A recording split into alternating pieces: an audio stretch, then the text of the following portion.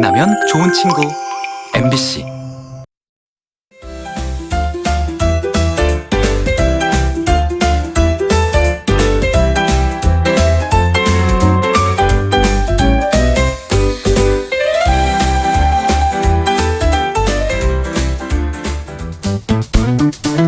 따뜻한 햇살과 함께하는 동부산 여행. 첫 번째 코스는 바로 이 탁 트인 바다가 펼쳐진 기장입니다. 여러분은 동부산 여행 어디까지 해보셨나요? 제가 오늘 동부산의 매력을 아주 쏙쏙 담아서 여러분을 실패 없는 코스로 모시겠습니다. 저만 믿고 따라오시죠. 지금 바로 가보시죠. 기장 근대 역사관으로 역사 탐방하러 가볼 텐데요. 지난해 12월 개관한 이곳은 일제강점기 근대 건축물을 리모델링했다고 합니다. 그런데 이분은 누구시죠? 안녕하세요. 예, 안녕하십니까. 향토 사학자분이 기다리고 계신다고 했는데 혹시 예. 그분이신가요? 예, 그렇습니다. 반갑습니다. 이 주변에 예전에는 어떤 모습이었어요? 거의 다 초가였죠. 예, 전부 다 초가였고 일제 때 독립운동가들이 많이 살았어요. 예, 이 집도 곤상조시라고 기장 민족학교라 해가지고 여성 학교도 만들어가지고 교육도 시키고 그랬죠. 일제강점기부터 2021년까지 주택으로 사용되다 부산광역시 근대 건조물로 지정됐다고 하는데요. 일제강점기 건물의 양식, 구조가 그대로 남아있고요. 전시 공간도 마련되어 있습니다. 기장 출신의 독립유공자가 엄청 많다고 들었거든요. 약 30명 정도 되죠. 그런데 국가에서 훈장을 받은 사람은 22명입니다. 예. 제가 좀 갖고 있는 사진인데, 요 3.1 운동 장소, 1919년도 기장 장터고, 요거는 이제 만세거리. 예. 뒤쪽으로 이동하니 장관청을 볼 수 있었는데요. 조선 후기엔 군관들의 집무실로 사용됐고요. 항일운동의 근거지로도 의미 있는 장소입니다. 여기가 어떤 곳인가요? 예, 여긴 장관청이라고, 예. 중앙서 오는 관리나 이런 사람들이 여기서 묵고 자고 기장 현청을 방문하는 사람들이었죠. 이제 간원들이 여기서 앉아 있으면 그 봉수대가 있었어요. 거기서 들어오면 여기서 보면 앉아 보면 기장 아파트에 외적들이 침범한다 안 한다 그런 거 다 하나에 알 수 있었죠. 기장에 남아있는 역사의 흔적, 그 중에서도 기장 읍성의 성벽과 터를 엿볼 수 있었는데요. 한 바퀴 산책하며 과거의 모습을 상상해봤습니다. 여러분, 여기가 기장 읍성 성터거든요. 여기서 옛날에 왜군이 들어오기를 막는 그런 곳이었다는데 아직도 터가 남아있다는 게 감회가 새롭습니다. 역사가 살아 숨쉬는 거 아닌가요? 역사를 알아봤다면 이제는 스트레스 풀러 가야죠. 바로 동부산에서 즐길 수 있는 액티비티 체험 루지입니다. 카레이서가 된 것처럼 신나게 질주할 수 있다니 너무 기대되는데요. 동부산에서 즐기는 짜릿한 액티비티 체험, 제가 선택한 코스는요, 온 가족이 쉽고 안전하게 즐길 수 있는 루지입니다. 오늘 이 부산에도 루지 체험장이 있다고 해서 와봤는데요, 사람이 엄청 많습니다. 저도 탈 생각하니까 막 심장이 두근두근한데 지금 바로 가보겠습니다. 안전하게 우리를 보호해주는 헬멧부터 야무지게 써주고 출발지를 향해서 리프트를 타고 올라갑니다. 좀 무서운데요? 밑에가 너무 높아가지고 엄청 높이 올라가는 것 같아요. 오, 제가 겁이 좀 많거든요. 걱정이네요. 어린이들보다 잘 탈 수 있을지. 걱정을 많이 했는데요. 조작법을 차근차근 아주 쉽게 가르쳐 주셔서 안심하고 출발했습니다. 운전면허가 없어도 방향 감각이랑 이런 운전 감각이 좀 있는 것 같아요. 그래서 오늘 연습한 걸로 면허도 금방 딸 수 있지 않을까 싶은데 갑자기 왜 이렇게 빨라지는 거예요? 방심하는 순간 속도가 슉 나더라고요. 동심으로 돌아간 듯 스트레스도 싹 날아갔습니다. 애기들도 타길래 좀 쉽게 봤는데 그래도 스릴 넘치고 좋았습니다. 바다도 보일 때 속이 펑 뚫리면서 엄청 좋더라고요. 재밌었어요. 강추! 혹시 루지 오늘 어떻게 알고 왔어요? 엄마가 여기서 찾아서 왔어요. 아 진짜요? 네. 오늘 몇 번 탔어요? 오늘 한 번이요. 한 번이요? 지금 네. 처음 탄 거예요? 네. 저 혼자 탔어요. 아빠는 따로따로요. 와 진짜 용감하다. 네. 여기가 동부산이거든요. 동부산에 좀 여행 겸 이렇게 오시니까 어떠세요? 절도 갔다 오고 여기도 갔다 오고 여기 이제 루지도 가고 했는데 색다른 경험해가지고 너무 좋은 것 같아요. 예. How many times you? Two? Two times. Oh, the ride is very excited. Yes. 좋아요. 금강산도 식후경 밥 먹으러 가야겠죠. 이 바다가 보이는 하얀색 벽돌집을 찾아갔습니다. 꼭 유럽에 온 것 같더라고요. 뷰 좋은 창가 자리에 앉아서 메뉴를 살펴봅니다. 주문을 잘 못하시는 것 같은데 좀 도와드릴까요? 네. 아니 네. 이게 메뉴를 보니까 네. 좀 특별한 메뉴가 많더라고요. 네네. 일단 전복 리조또가 전복 죽이랑 뭐가 달라요? 저희 전복 리조또는 전복 내장 소스의 비린 맛을 민감해하시는 분들을 위해서 바지를 갈아 넣은 크림을 같이 곁들이는 메뉴예요. 그러면 이것도 보니까 기장 쪽파 돈가스도 있더라고요. 네, 기장이 쪽파가 되게 유명한 동네거든요. 그래가지고 쪽파의 향긋함이랑 또 쪽파를 반죽물에 넣음으로써 고기가 조금 연육이 되는 느낌이 있어요. 그래가지고 만들게 됐습니다. 중화 로제 파스타인데 겉에 가지 튀김이 같이 올라가 있는 메뉴예요. 저 로제도 좋고 가지도 좋거든요. 그러면 그렇게 메뉴 3개에서 먹을래요. 네. 감사합니다. 기장 쪽파 모듬가스부터 중화 로제 파스타, 전복 리조또까지 이야 제가 좋아하는 거 다 모였습니다. SNS 감성 제대로 아닌가요? 맛있겠다. 먹어보겠습니다. 이거 고소하고 바질 향이 이렇게 맴돌면서 전복이 또 엄청 부드럽게 씹히거든요. 여기 쪽파가 돈가스랑 같이 있어요. 쪽파랑 돈가스의 만남은 어떨지.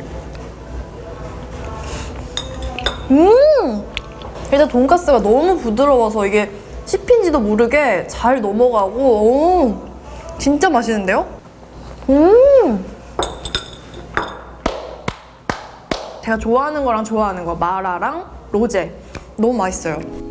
전날 진짜 배고팠거든요. 탁 트인 바다뷰 보면서 먹으니까 이 콧노래는 물론 춤까지 막 절로 나오는 맛이었습니다. 또 제가 오늘 루지랑 이렇게 많이 여행하다 왔지 않습니까? 이렇게 지칠 때 음식을 먹으니까 힘도 솟는 것 같고요. 또 탁 트인 바다 보니까 가슴도 뻥 뚫리고 정말 맛있네요.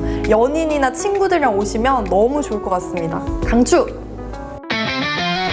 동부산 여행 마지막 코스, 수많은 어선들이 즐비한 송정항으로 출동했습니다. 여기에 온 이유 궁금하시죠? 낚시하러 오셨어요. 예, 네. 반갑습니다. 안녕하세요. 네, 빨리 가시죠. 어딜요? 자, 여기 조심해서 올라오세요. 와. 잡으시고. 아니 오라고 해서 왔는데 도대체 어디 가는 건가요, 선장님? 낚시하러 오셨으니까 빨리 고기 잡으러 가셔야죠. 제가요? 네. 물고기를요? 예, 다 할 수 있어요. 진짜요? 저 네. 한 번도 안 해봤는데. 안 해봐도 다 잡을 수 있어요. 선장만 진짜요? 믿고 따라가시면 돼요. 진짜요? 저 네. 배도 오늘 처음 타봐요. 배 처음 타는 사람들이 원래 고기 큰 거예요. 걱정하셔야 됩니다. 알겠습니다. 부푼 기대를 안고 송정 앞바다로 출발! 물살을 가르는 선장님의 카리스마! 다행히 파도는 잔잔한 편이었습니다. 이 넓은 바다의 한가운데 있으니까 약간 무섭기도 하면서 기대가 되는데요. 과연 낚시를 잘 할 수 있을지 기대됩니다. 그러면 지금이 봄이잖아요. 이런 계절에 좀 제철인 뭘 잡을 수 있을까요? 어종? 지금은 봄이니까 주로 그 쑥 아시죠? 쑥. 네네. 쑥 봄에 오르는 쑥. 네. 쑥 봄도다리로 쑥국. 쑥국 들어보셨죠? 네. 그 바로 그 주인공 도다리. 오. 쑥국 끓여 드시는 도다리. 도다리 잡으러 오신 거예요. 처음 해보는 낚시지만 차근차근 알려주신 선장님 덕분에 잘하고 있나 했는데 아니 지렁이가 기다리고 있고요. 저 완전 기절할 뻔했습니다. 자, 잡아보세요. 이거 일단 지렁이를 깨워야지 일단 고기를 잡을 수가 있어요. 잡아보세요. 그래도 용기 내서 차분하게 끼워주고요.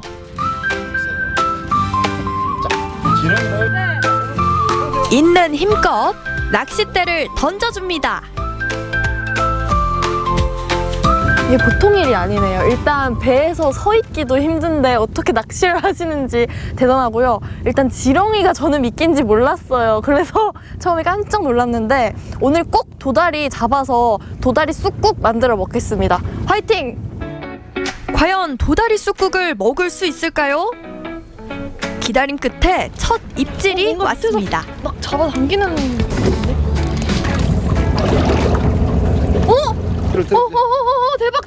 대박. 제가 잡은 여기 잡아보세요. 제가 물고기 잡았어요.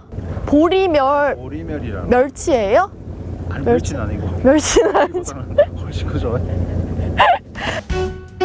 첫 시작이 좋은데요. 이 기세를 몰아 도다리까지 잡을 수 있을 것인지 지켜봐 주시죠. 뭔가 밑에서 톡톡톡 하는 느낌이 드는데요? 그래요? 네. 한번 보세요 그러면.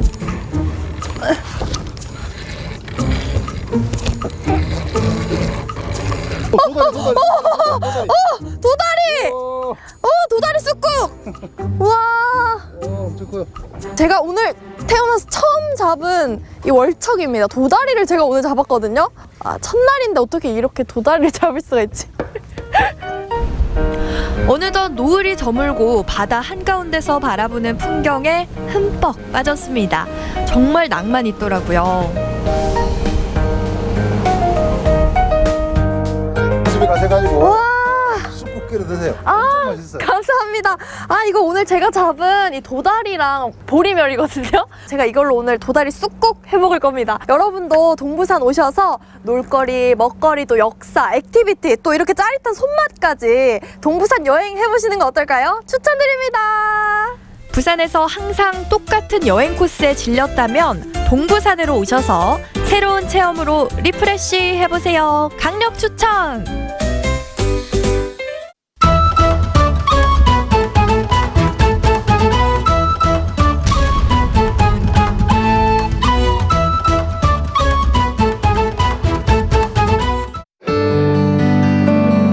지난 3월 말 경북 북부 전역이 불길에 휩싸였는데요. 산불이 지나간 자리, 상처로 얼룩진 주민들에게 따뜻한 손길을 내민 사람들이 있습니다. 어제도 오셨거든요. 오늘 오고 이틀째 왔는데 너무 감사하고 진짜 좋아요. 너무 반갑고 미안고요. 여기 앞에 가서 앉으셔요. 집을 떠나 몸도 마음도 지쳐만 가던 사람들. 그들의 아픔을 함께 나눈 현장 같이 만나보시죠.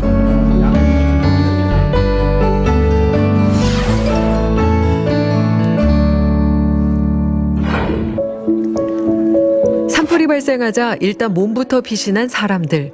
가진 거 하나 없이 불편한 피난길에 올랐는데요. 전국 각지에서 도움의 손길이 이어졌지만 가장 필요한 건 의료 부분이었습니다.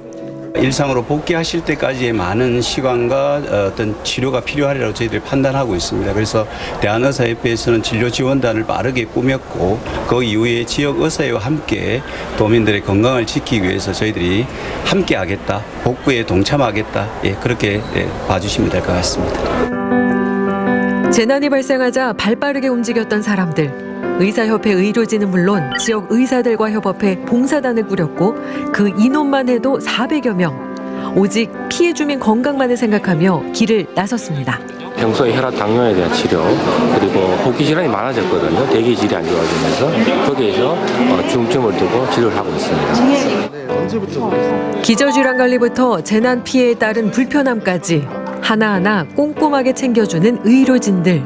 살펴볼 게 한두 가지가 아닌데요. 당뇨가 있으면 당뇨 때문에 그 신경염이 와요.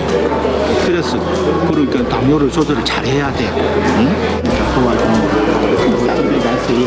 활발히 바깥에 나가서 활동도 했는데 그 활동이 잘 안 되니까 소화불량 증상이 많고요. 환경이 변화해서 그것 때문에 이제 감기 몸살 그런 증상이 좀 주로 많이 있습니다. 불이 나시면서 못 가지고 나오신 분들에게는 뭐 한 4일이나 5일 정도 약을 드리고 그리고는 원래 다니시던 병원에 가서 약을 타드리도록 안내하고 있습니다. 그 외에는 관절통, 뭐 호흡기 질환, 감기, 연기 때문에 그 눈의 결막염 이런 질환들이 많이 있는 것 같습니다. 재난 상황에 급하게 집을 나선 사람들. 평소에 먹던 약도 없어 건강까지 위협받고 있는데요. 의료진 덕분에 큰 걱정은 덜게 되었습니다. 저희들이 사원능력이라서 아침 저녁으로 드실 때 섞어서 같이 드세요. 이래 와가지고 봉사를 해주니까 너무 좋아요. 온몸이 피로가 오고 지금 이거 하니까 이래 어제도 오셨거든요. 오늘 오고 이틀째 왔는데 너무 감사하고 진짜 좋아요. 그 지역에 와서 오셔주시니까 저희가 병원까지 안 가도 되고 그러니까 저희가 편리하잖아요. 그게 고맙죠. 시간은 흘러 밤은 깊어가고 갑자기 분주해지는 의료진. 무슨 일이 생긴 걸까요? 이마면으로 이동하겠습니다. 이동가서 소식을 보도록 하겠습니다. 원장님 지금 이제 철수하시는 거예요? 여기서는 철수하고 일단 또 이마면 복지센터 가서 또 거기 있는 주민들 상대로 치료를 시작할 겁니다. 최초 산불은 의성에서 시작돼 인근 안동까지 번져 큰 피해를 낳았는데요. 그중에서도 일직면, 이마면, 기란면은 피해 정도가 심각해 주택은 물론 농경지가 수습하기 힘든 상황입니다. 한순간에 집과 농경지를 잃은 사람들, 그중 이마면 주민 대부분은 복지회관과 마을회관에 머무르면서 피해 복구를 기다리는데요. 이분들을 위해 의료진들이 힘을 보탰습니다. 따뜻한 물 많이 먹었어요? 뜨거운 거 먹어. 그래 힘내요. 늘 죄송한 마음밖에 없어요. 많이 못 도와줬어. 매체를 통해서 접하신 분들은 이제 불이 났구나, 이제 힘드신 분들이 많구나 했는데 직접 와서 보니까 그거를 현장으로 제 눈으로 또 보니까 너무 좀 참담해요, 진짜. 집과는 달리 부족한 것이 많은 상황. 그래서인지 의료진들은 더 꼼꼼하게 사람들을 챙기게 됩니다. 요건 하루 3번 넣으시면 사흘치인데. 참 이 어려운 이 참 재난에 너무나 우리나라가 너무나 참 정말로 어려운 분들이 많다고 생각합니다. 너무 반갑고 미안고요. 여기 앞에 가서 앉으셔야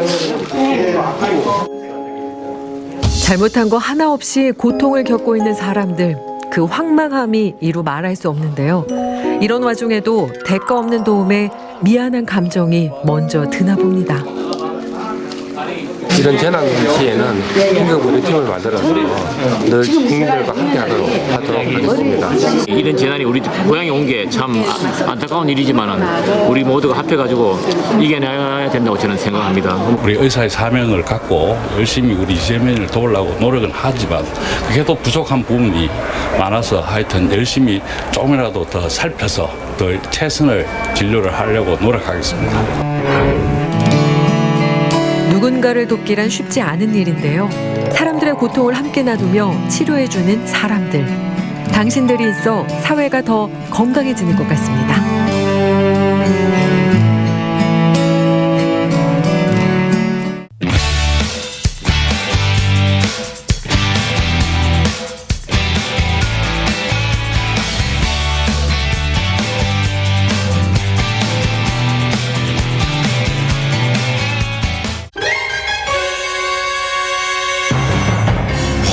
필사즉생 권육지정.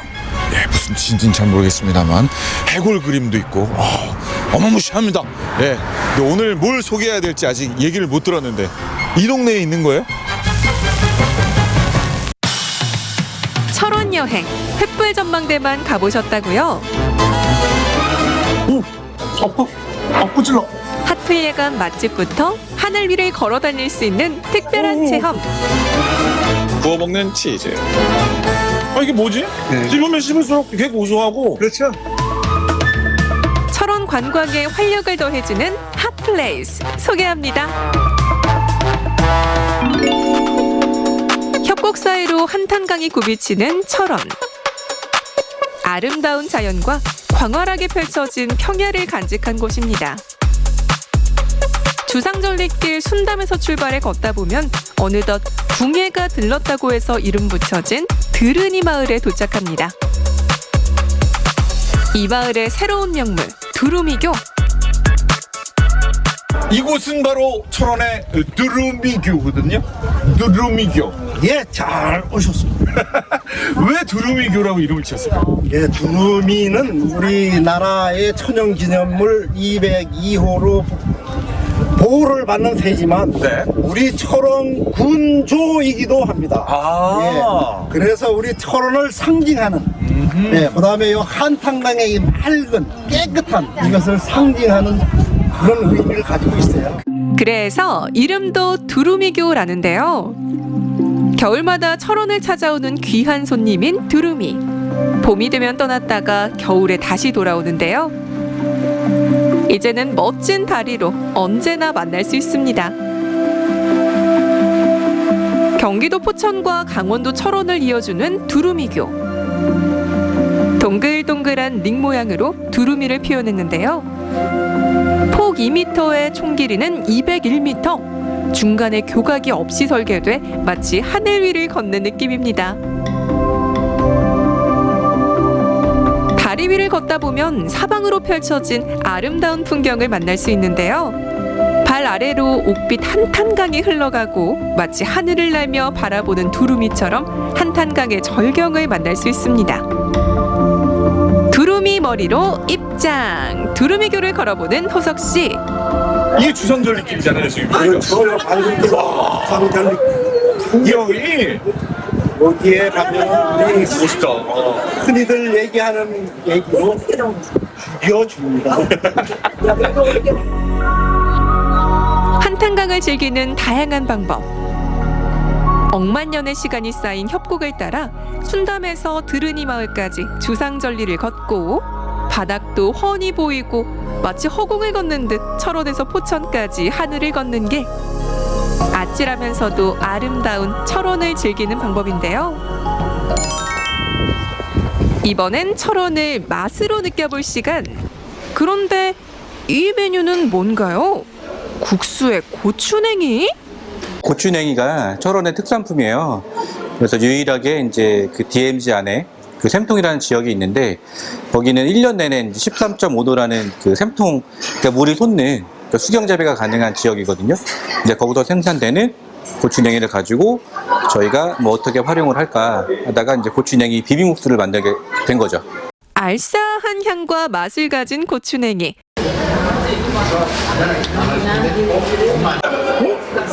반대? 그리고 철원 한번 만두를 하나씩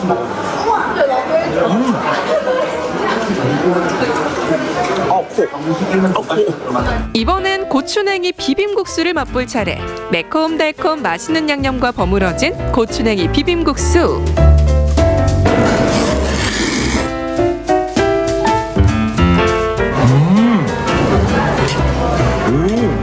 이런 맛이구나. 든든하게 배를 채우고 또다시 달려간 곳. 횃불 전망대와 은하수교를 지나 널찍한 주차장에 자리 잡은 마켓 발견.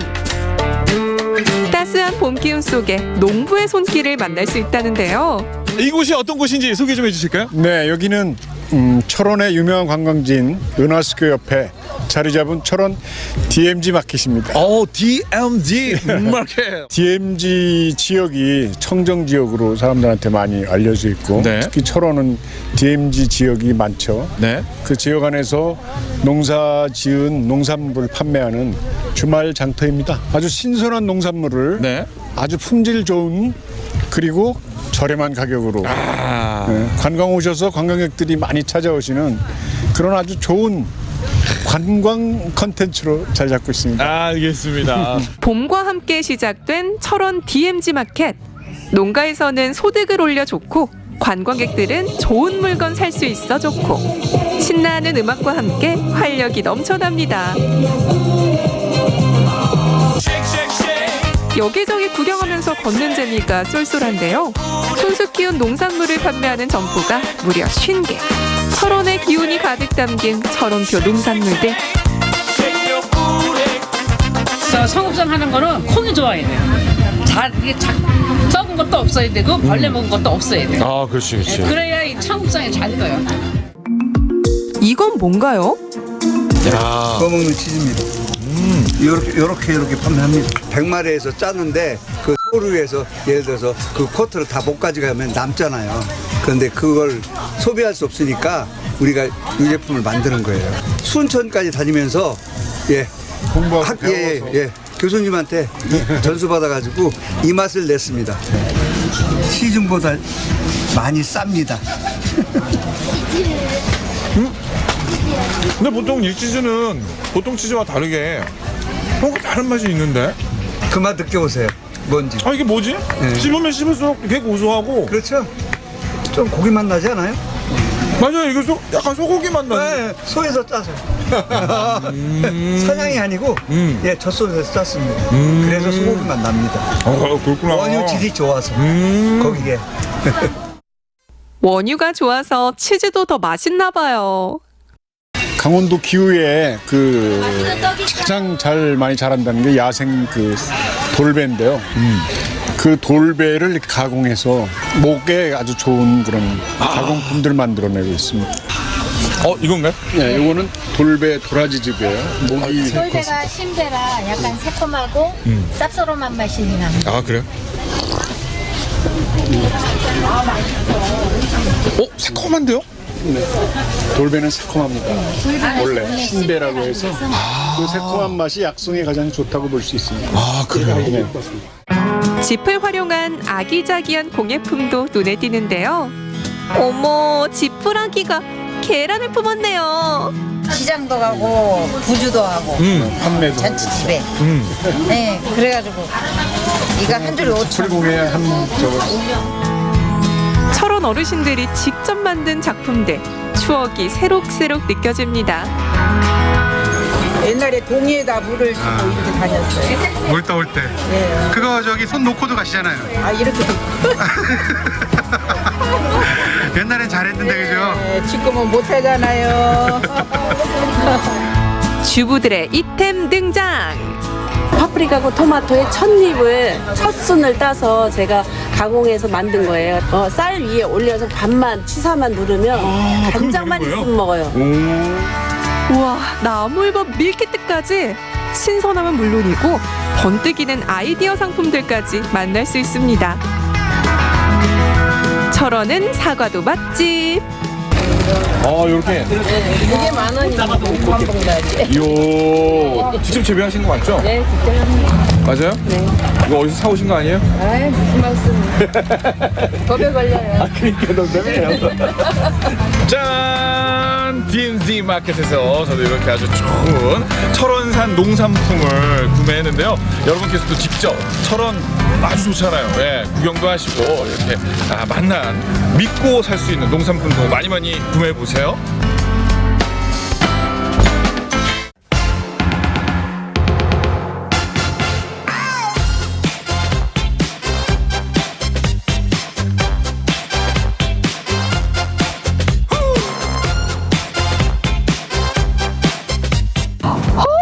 잠깐만요.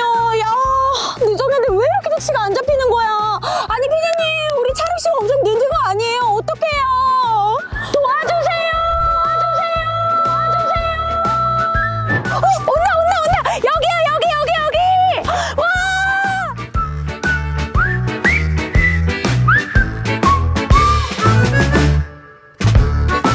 우리의 발이 되어주는 택시. 오늘의 주인공은 이 택시 한 대로 사람들의 하루를 함께 달리는 택시기사 전찬석 씨입니다.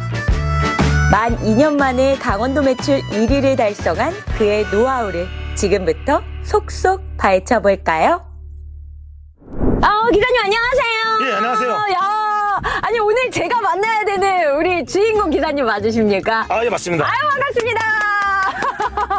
야, 택시에서 이렇게 또 인터뷰하게 될 줄이야. 우선은 기사님, 택시를 어떻게 시작하게 되셨는지 먼저 소개 좀 부탁드릴게요. 저는 올해 나이가 53인데요. 네. 택시를 한 지는 이제 만 2년 정도 됐습니다. 오, 근데 2년이라고 하면은 사실 새내기 택시기사님이다라는 생각이 드는데 오늘 이렇게 주인공으로 선택되신 이유가 있으실 것 같은데 좀 어떤 이유 때문이라고 생각하세요? 부가세 신고할 때 이제 제가 이제 원주 지부에 전화했더니 1억 넘는 사람이 저밖에 없다고 말씀하시더라고요. 네, 그래서 그 강원도 개인택시 조합에다가도 한번 물어봤죠, 궁금해서. 제가 몇 등 정도 됐을까요? 그랬더니 전화가 왔어요. 조합원님이 1등이라고. 야. 그래서 제가 그렇게 알게 됐습니다. 그러면은 지금 제가 타고 있는 택시가 강원도에서 1위 택시 기사님의 이 택시를 지금 타고서 가고 있는 거네요. 매출 면에서는 그렇습니다. 예. 학교 앞에서 편의점을 운영하던 전찬석 씨는 2023년부터 택시를 몰기 시작했는데요. 매일 손님들과 함께 달리는 일이 천직이라고 느꼈습니다. 아니 근데 매출 1위면은 그 나름대로의 노하우가 있을 것 같은데. 주로 이제 콜을 받아서 이제 그 손님을 모시는데 예를 들어서 되게 멀리 가서 기본 요금만 태워준다 그러면은 가기 싫은 경우가 많거든요. 당연하죠. 저는 그런 거 가리지 않고 다 갔어요. 그런 거는 사실 하기 힘든데 저는 웬만하면 그런 것도 다 갔어요. 그걸 간 이유는 뭐냐면 그거를 가면 그거에 대한 보상 콜을 줍니다. 맨 처음엔 저는 이게 우연이라고 생각했었는데 운행 건수가 늘어나면 늘어날수록 이건 우연이 아니다라는 생각이 들었던 거죠.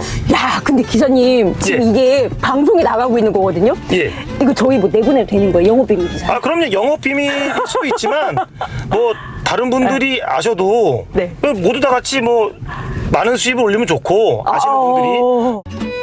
매일 사람들의 이야기를 실어나르며 건네는 따뜻한 인사가 기사님의 하루를 가득 채우고 있습니다.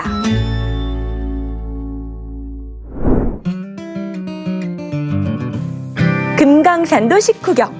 오늘의 점심 메뉴는 따끈한 칼국수입니다. 아니 이렇게 친구분이 추천하는 찐 맛집이라고 하는데 나름대로 자부심도 있으실 것 같아요. 강원도에서 넘버원 아니에요? 네, 강원도 맛집이라고 볼 수 있죠. 네, 야. 맞습니다. 인정합니다. 아니 근데 여긴 강원도 맛집 1위고 그리고 또 우리 기사님은 강원도 1위 기사님이라고 하셨는데 네. 알고 계셨어요? 네, 알고 있습니다. 그래서 제가 고등학교 교문 앞에다가 제가 프랭카드를 축하한다고. 야 원래 뭐 고등학교 앞에 플레잉카드라고 하면은 뭐 S대학교 입학 이런 플레잉카드가 걸리기 마련인데 그 정도로 친구분에 대한 자부심이 있는 거네요. 아, 자부심은 없고요. 강압에 못 이겨서. 이런 거 보니까는 진짜 찐친이 많네요. 아 그러면 이제 또 칼국수가 나왔으니까 정말 얼마나 맛집인지 한번 맛보도록 하겠습니다. 잘 먹겠습니다.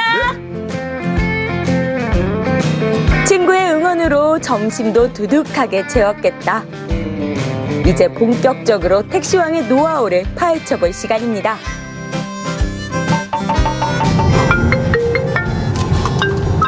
여보세요? 그래. 가는데 한 10분 걸릴 것 같아. 전화할게.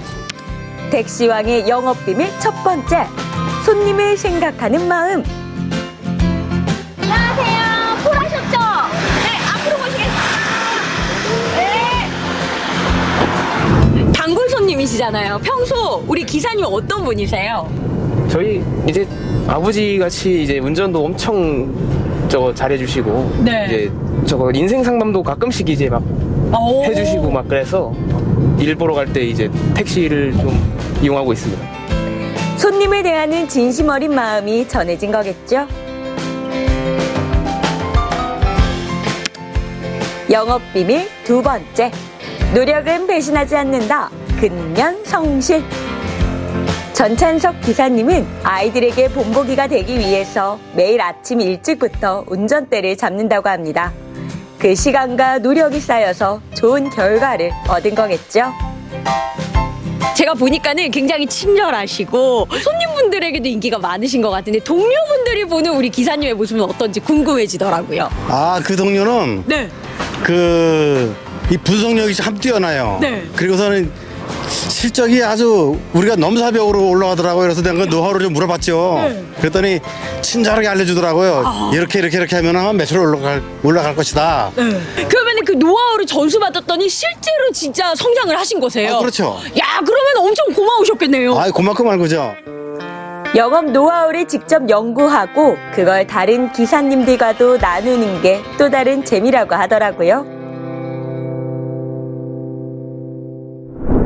야 기사님의 하루를 따라다니니까는 하루가 진짜 알찬 것 같다라는 생각이 들어요. 감사합니다. 지금 제가 눈에 딱 띄는 게 아까 외투 입고 있어서 몰랐는데 여기 트레이드 마크가 택시에도 있고 옷에도 있네요. 예, 맞습니다. 이게 한 10년 전부터 알게 된 동네 꼬마애가 6학년이 됐어요. 세월이 한 7, 8년 흘러서 지금은 중학교 2학년인데 걔가 그려준 그림이어서 제가 차에 붙이고 다녔습니다. 네. 자, 앞으로 우리 기사님의 계획, 목표가 있다면 어떻게 되세요? 사람들이 저를 보고서 뭐 택시의 신이다, 넘사벽이다 이렇게 말씀하시는데 택시에 그런 건 없고요. 그냥 성실하게 맡은 바 임무를 다하면 됩니다. 강원도에 개인 택시만 한 5,000대 되고 법인 택시까지 하면 7,000대 정도 되거든요. 그러니까 강원도에 있는 택시기사분들 항상 안전운행하시고 건강하셨으면 좋겠습니다. 네, 감사합니다. 강원도에 계시는 손님분들께서 우리 기사님 만나면은요 반갑게 맞이해 주시기 바라겠습니다. 네, 언제든지 친절하게 대하겠습니다. 감사합니다. 오늘도 수많은 택시는 목적지를 향해 쉼없이 달리고 있죠. 손님들의 고단한 하루를 싣고 부지런히 달리는 전찬석 기사님을 응원하고요. 강원도의 택시 기사님들 모두 안전 운행하세요.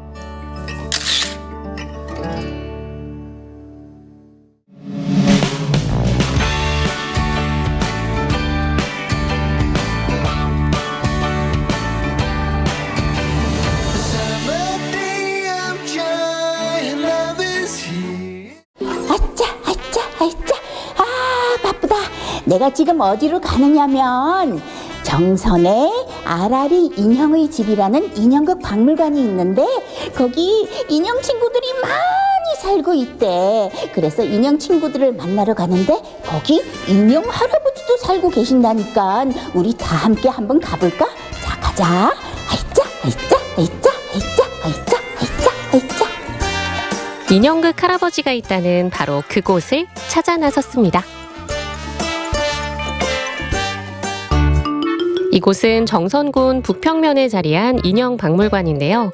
전시실에 들어서자마자 그 이름에 걸맞게 다양한 인형극 포스터들과 갖가지 인형들이 가장 먼저 인사를 건네는데요. 이쯤에서 드는 의문 하나. 여기는 과연 어떤 곳일까요? 아라리 인형의 집은 1998년도에 그 개관을 해서 인형박물관으로서 이렇게 시작했는데 원래는 나는 그 서울 인형극회에서 그 일을 하다가 처음에는 그냥 인형 작업을 하려고 들어왔었죠. 그 인형 작업을 하려고 들어왔다가 보니까 이제 공간이 생겨가지고 저희가 가지고 있던 인형들을 하나둘 이렇게 전시하다 보니까 하나의 그 박물관이 된 겁니다.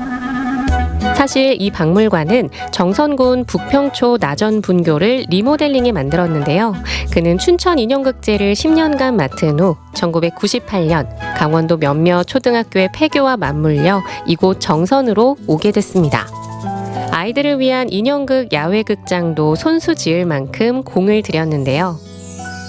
그렇게 이곳 인형의 집이 탄생했습니다. 전 세계 각국의 인형이 전시된 공간. 인형은 몇 점이나 있을까요? 인형이라고 생긴 것은 거의가 다 이렇게 조금씩 이렇게 하다 보니까 숫자상으로는 엄청 많은데 인형극만 하는 그 인형은 아마 한 500-600개 되지 않겠나 생각하고 있습니다. 긴 복도엔 이름표가 붙어있는 인형도 있는데요. 자신의 애착 인형을 인형의 집에 기증한 겁니다. 이렇다 보니 자신이 기증한 인형이 잘 있는지 가끔 보러 오는 아이들도 있겠죠. 많죠, 아이들이. 여기 오니까 하나의 그 보물로 돼가지고서 이렇게 돼 있는 것을 가지고 아이들이 좀 즐거워 그러죠. 안 대표가 꼭 소개해줄 게 있다는데요. 자신이 가장 소중하게 여기는 인형입니다. 이게 꼭두각시 노름입니다. 우리나라 무형문화재시의 상으로 지정된 꼭두각시 노름인데 요것이 이제 박첨지, 여기 꼭두각시, 요 사진이 이제 바로 그 남은영 선생하고 같이 이제 그 기념 촬영한 겁니다. 선생님이 그럼 이거 만드신 걸로 직접 이렇게 공연도 하고 하셨었어요? 네, 처음에 했죠. 되게 애착이 깊으시겠어요? 네, 조금 애착이 좀 가죠. 1962년부터 인형과 함께한 안정희 대표. 세계 각국과 인형극 교류를 해온 그입니다. 전 세계 인형극들이 다 그 교류가 돼 있죠. 그 내가 뭐냐면 유니마라는 세계 인형극 4년 만에 한 번씩 열리는 회의에 1980년부터 내가 참석하기 시작해서 몇 년 전까지도 내가 좀 따라다녔죠. 그러니 세계 각국의 인형이 이렇게 많은 게 놀랄 일도 아닌데요. 우리에겐 가깝고도 먼 이웃나라 일본의 인형극과도 꾸준히 교류해 왔습니다. 이게 이제 그 문학이라는 그 일본의 무형문화재죠. 우리가 서로 교류 공연을 하다가 보니까 그 MOU를 맺자고 그래서 금년도 3월 달에 가서 MOU를 맺었습니다. 그래서 이번에 일본에 가서 인형극을 한다는데 맞나요? 네, 맞아요. 그럼 일본 어디에서 어떤 인형극을 공연하는지 구경하러 함께 가볼까요? 일본 도쿠시마시의 시비크 센터입니다. 일본 인형의 마을은 원래 어린이집이었던 곳에 만들어졌는데요. 어찌 보면 비슷한 환경에서 만들어진 두 민간단체가 인형극을 한다는 공통점과 한일 관계를 잇는다는 의미를 담아 의기투합한 공연. 센터 안의 한 홀에서 인형극 춤 정선아리랑의 막이 올랐습니다. 정선아리랑을 인형의 몸짓으로 풀어낸 공연. 이어서 한 사람의 일생을 대사 없이 무언으로 표현하는 어느 인생입니다. 今回は、韓国から来ていただいて徳島でのその人形芝居の公演に出ていただきましたけれども、今後は、韓国で、私たちが韓国に行って人形芝居をしたりで、また日本だから徳島だけではなくて、世界各地でこの人形の文化を皆さんに届けていけるようなフェスティバルを、開催できるようになれば嬉しいなと思っています。だから荒り人形の家とこの徳島の人形の村で、この人形の文化を、世界各国の人々と共有できるようになっていけばいいなと思っています。 이렇게 계속 이어져 오고 있는 한일 인형극 교류. 그렇다면 이 인형극에 등장하는 인형들은 어떻게 만들어질까요? 자, 우리 인형 친구들이 많이 살고 있는데 인형은 어떻게 만들어질까요? 아유, 궁금하니까 다 함께 가봅시다. 으차, 으차. 정선 인형의 집 야외 공연장 옆엔 안정희 대표의 오래된 작업실이 있습니다. 어느덧 80 중반을 넘은 나이. 하지만 여전히 인형의 생명을 불어넣는 현역인데요. 지금 물론 만들고 있죠. 그 아침 먹으면 여기 내려와서 이제 일을 하고, 어떤 때는 밤 10시까지 내가 여기 작업실에 혼자서 앉아서 해요. 그래도 뭐냐면 그 실증을 못 느끼고 지루한 걸 못 느끼지. 1962년 인형 만드는 일부터 시작해 인형극 연출까지. 그는 어쩌다 이 인형극에 매료됐을까요? 내가 이제 조각을 했는데 그때 유행이 뭐냐면 미술계 유행이 뭐냐면 모빌이라고 해서 움직이는 조각. 그래서 조각이 움직이면서 자기의 감정을 표현할 수 있는 것이 인형이라고. 그래서 거기에 이제 매료된 거지. 모든 과정이 수작업으로 진행되는 정교하고 고된 작업. 손재주가 좋은 그는 인형을 만들 때 어떤 부분을 가장 중요하게 생각할까요? 제일 먼저 사람이 만나면은 눈과 눈이 마주치잖아. 두 번째는 사람의 눈과 상대방의 입이 마주치는 거야. 그 시각적인 게 우선 제일 중요한 거고, 환상이라고. 근데 우리나라만이 아니라 서양 사람들 그런 말이 있잖아요. First impression이라고 해서 첫 만남이 제일 중요한 거와 마찬가지로 시각적으로 만나는 것이 제일 먼저 중요한 거지. 그 다음에 시각적인 거하고 청각적인 게 합쳐지면 감각적인 게 생기는 거지. 그래서 우선 그 성격을 나타내는 것이 제일 중요한 거지. 지금도 여전히 사랑하는 마음으로 인형 얼굴을 깎고 있는 안정희 대표. 그는 앞으로도 여전히 하고 싶은 일이 많습니다. 앞으로 계획은 지금 뭐냐면 이제 오방신장을 내가 좀 만들려고. 색깔에 따라서 방향이 있어. 동쪽에는 청색이고 남쪽에는 적색이고 서쪽에는 백색이고 북쪽에는 흑색이고 중앙에는 노란색이라고. 그래서 이제 그걸 가지고서 이 탈춤을 만들고 그 다음에 그 인형극도 만들려고 해서 사람은 다 서쪽에 모여 있다고. 그런데 이제 그 힘의 원천이 시작되는 거는 전부 강원도에서 시작되는 것을 이렇게 좀 부각시키고 싶은 생각. 그게 내 꿈이야. 어느덧 60년 넘게 이어져 온 인형극 사랑. 오늘도 자신만의 인형극 역사를 새기고 있는 그의 꿈이 꼭 이뤄지길 바랍니다.